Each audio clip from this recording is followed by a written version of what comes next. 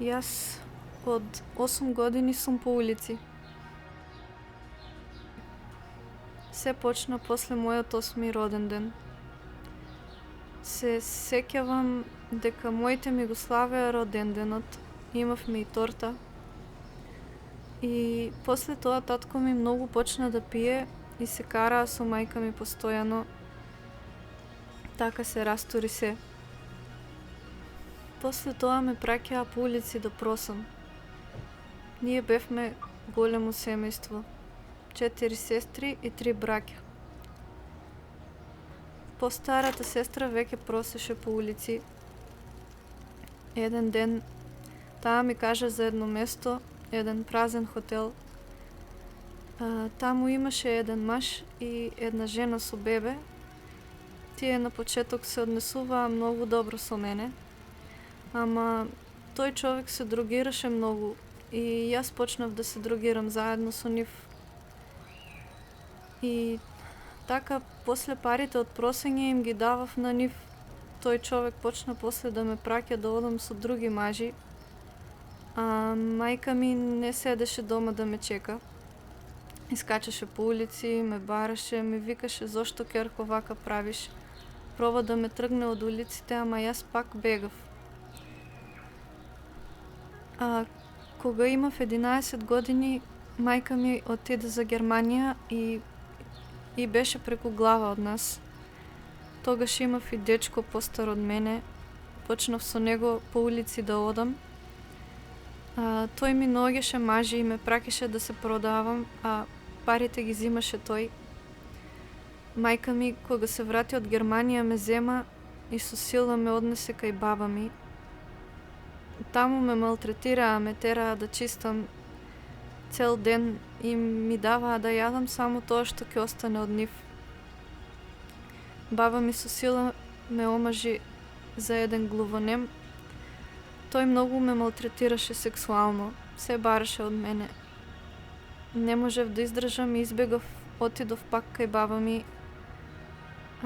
Таа пак најде друг дечко и пак ме омажи. И имав веќе 14 години, ама тој дечко беше многу љубоморен.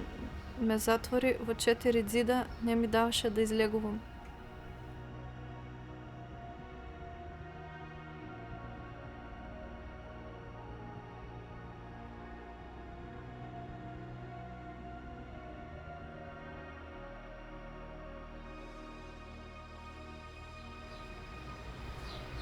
Еден ден дојде полиција и го земаа него да дава изјава, а кога се врати дома, после ме земаа и мене. Бев многу исплашена и лажев во полиција за да не ме земат.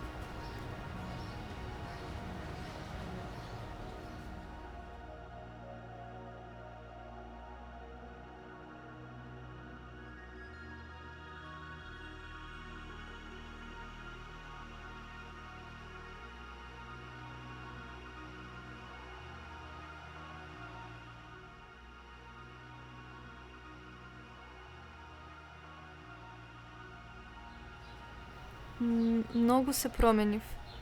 Ми дадоа многу храброст во шелтерот да верувам во промена. Порано не мислев на себе, секогаш гледав за другите. Откога сум во шелтерот, многу добро се чувствувам. Ми олесна многу.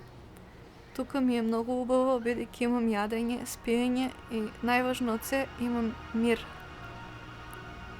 Кога ќе завршам школа, сакам да се фатам за работа. Да си имам мој стан и кога ќе станам со бајле како сите што работат, сакам да си направам кафе и да си работам. И во иднина се убаво да ми биде. Кога човек мисли убаво, убаво и бидува.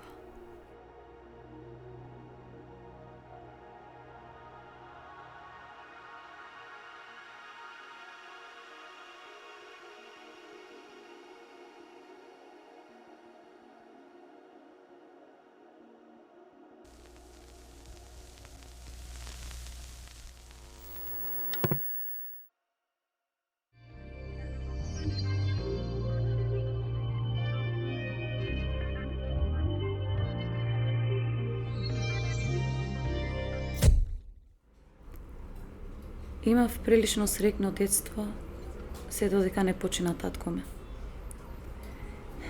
После тоа, мајка ми, како самохрана мајка со 3 деца, имаше психички проблеми, а јас бев само едно 6-годишно дете со потреба од внимание.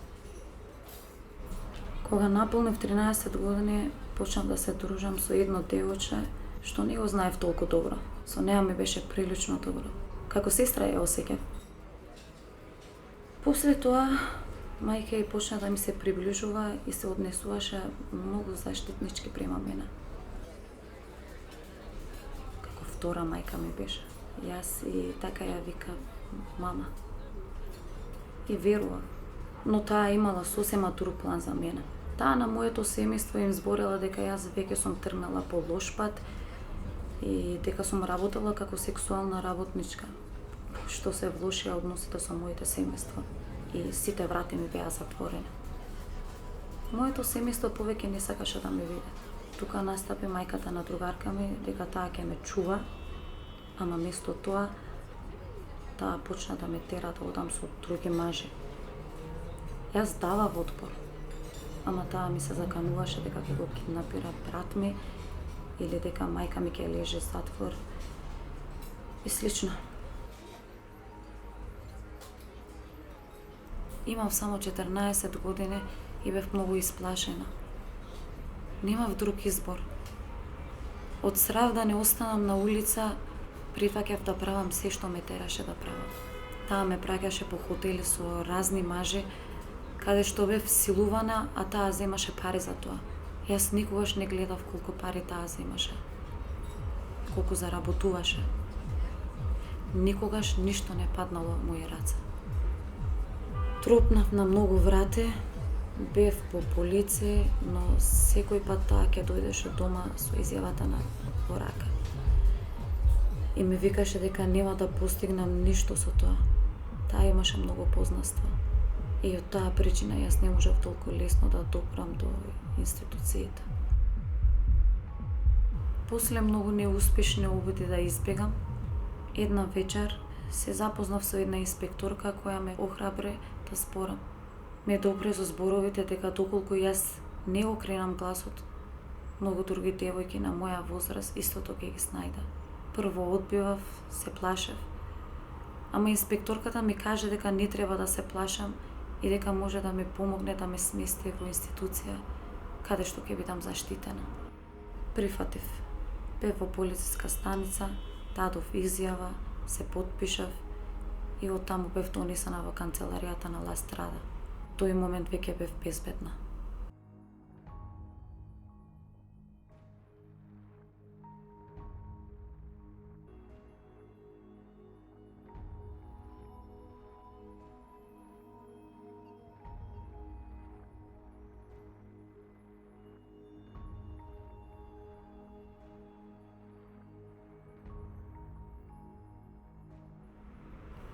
Денес имам 19 години и продолжувам со средно образование. Имам партнер со кој живеам заедно и го очекуваме нашето прво дете. Понатаму планирам да се запишам на факултет. Сакам да бидам самостојна жена и да бидам позитивен пример за другите. Сакам и да ми се слушне гласот, да допрам и до девојките на кои им што се случува истото. Би сакала да ги охрабрам. Колку врати им да се затворат, никогаш да не престанат да бараат излез.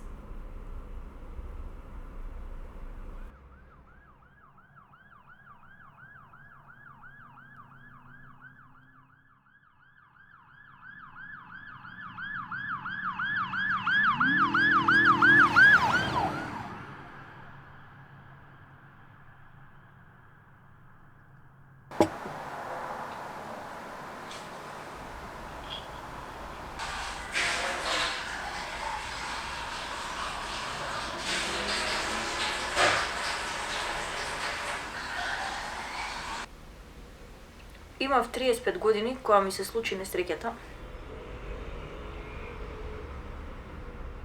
Годините буквално се само бројка, ништо не значат. Имаш пријателства, имаш доверба, имаш срце големо и на секој му веруваш.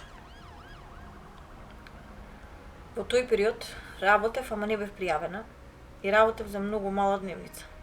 Тогаш ми се случи распад на брак и останав со двете деца сама и без пари. При еден разговор со една пријателка ми понуди да најде познаници кои ќе ми најдат работа во Германија. И така испадна преку ног да заминам за Германија, децата ги остави со татко им, а јас тргнав со кола со познаниците на мојата пријателка. Во Германија се беше многу хаотично.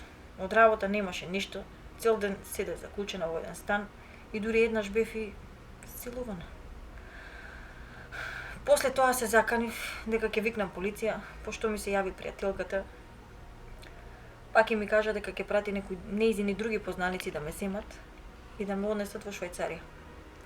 Овој пат ме зема едно семејство, маж, жена и детенце. Таа ми ветуваше дека овој пат имам сигурна работа. Кога стаса во Швајцарија, испадна пак се исто. Работа нема, пак седев во еден стан заклучена, немав пари да се вратам дома. И тука ми се истото ми се деси како Германија. И тука бев 2 пати силувана. Среќа во несреќа, у тој период комуницирав со мојот сегашен сопруг. Тој ми беше пријател и ми побара да пратам локација како би ја имал, да ја меморира. Во една прилика додека разговарав со него на камера, пробав со мимики некако да му дадам знак дека бев силувана, дека сум во опасност едноставно. Но тој мажот ме примети и ми удри шамар пред камерата и ми го исклучи телефонот. Тоа беше последен пат што имав прилика да разговарам со некој мој близок.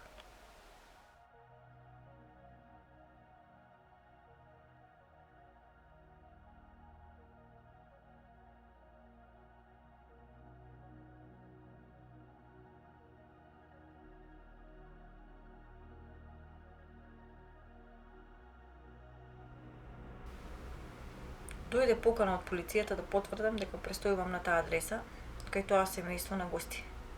Но бидејќи добив многу закани и бев претходно малтретирана физички, од страв не кажав ништо на полицијата, бидејќи да не сакав да имам никаков проблем.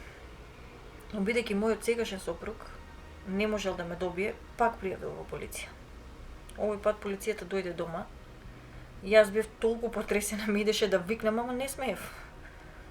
На излегување полицијата се поздрави со мажот и онака ми текна у тој момент да му пружам рака јас на полицајецот. Со цел да му дадам некаков знак, не знам. Му ја стегнав раката силно и не го пуштив. Тој ме повлече надвор, ме превзема колешката негова, ме качи во кола и ме однесува во полициската станица.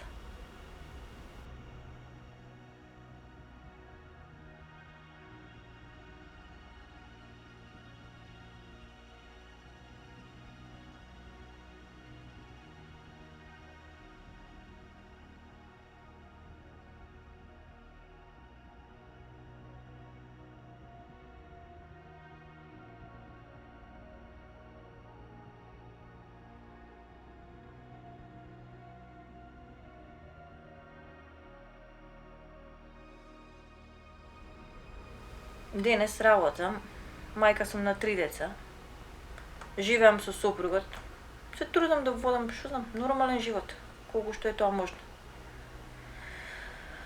И покрај тоа што се поминати 10 години, јас се уште се соочувам со панични напади, примам терапија по потреба. Едноставно не можеш да живееш нормален живот.